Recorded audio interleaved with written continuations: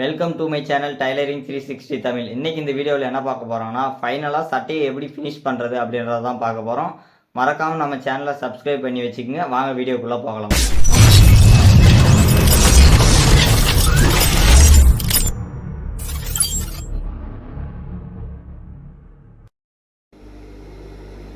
இப்போ பார்த்தீங்கன்னா சட்டையில் எல்லா வேலையும் முடிஞ்சிருச்சு. ஃபைனலாக பார்த்தீங்கன்னா அடி சைடு மட்டும் மடக்கி அடிக்க வேண்டியது இருக்குது. இதை எப்படி மடக்கி அடித்து ஃபினிஷ் பண்ணுறதுன்னு இப்போ பார்க்கலாம்.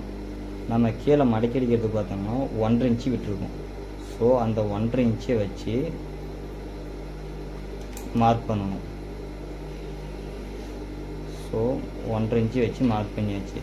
அதே சமயம் இப்படி 1.5 இன்ச்சு மார்க் பண்ணிவிட்டு செக் பண்ணி பார்க்கணும், 2 சைடும் ஈவனாக இருக்கா. இது போல் பிடிச்சு பார்த்துட்டு கரெக்டாக இருக்குது.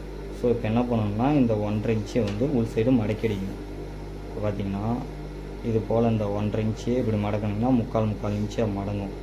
அதை அப்படியே மடக்கி ஸ்டார்ட் பண்ணும்போது இப்படியே ஸ்டார்ட் பண்ணிடக்கூடாது. இது போல் திருப்பி இந்த இடத்துலேருந்து ஸ்டார்ட் பண்ணணும். லைட்டாக ரஃப் கொடுத்துட்டு மேலே வந்துட்டு இப்போ பார்த்தீங்கன்னா அந்த 1.5 இன்ச்சியை அப்படியே உள்ள மடக்கி அடிக்கணும்.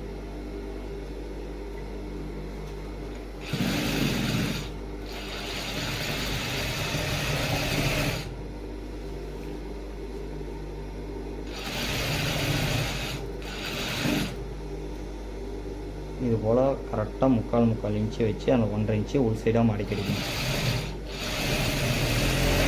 எப்போதும் மடக்கி அடிக்கும்போது மேல் சைடு இருக்க பீஸை இழுத்து பிடிச்சி அடிக்கக்கூடாது. அடி சைடு இருக்க பீஸை இழுத்து பிடிச்ச மாதிரியும் மேல் சைடு இருக்கிறத ஃப்ரீயாகவும் விடணும்.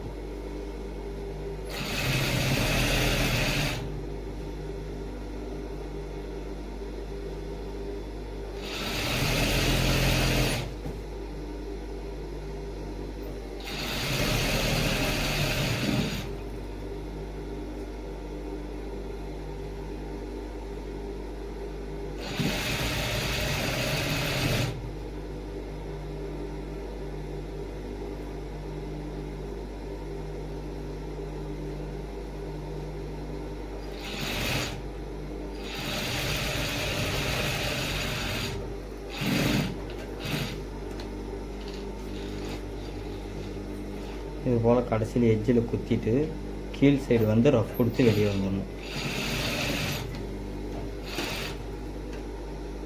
இப்போ பார்த்தீங்கன்னா அழகாக க்ளோஸ் ஆயிடுச்சு.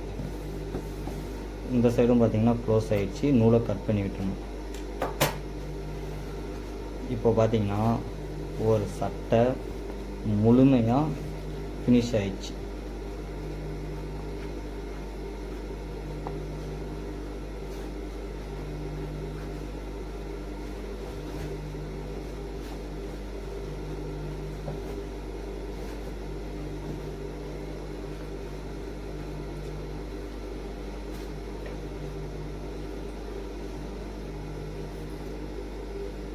இந்த சட்டையை பார்த்திங்கன்னா முழுசாக ஸ்டிச் பண்ணி முடிச்சாச்சு.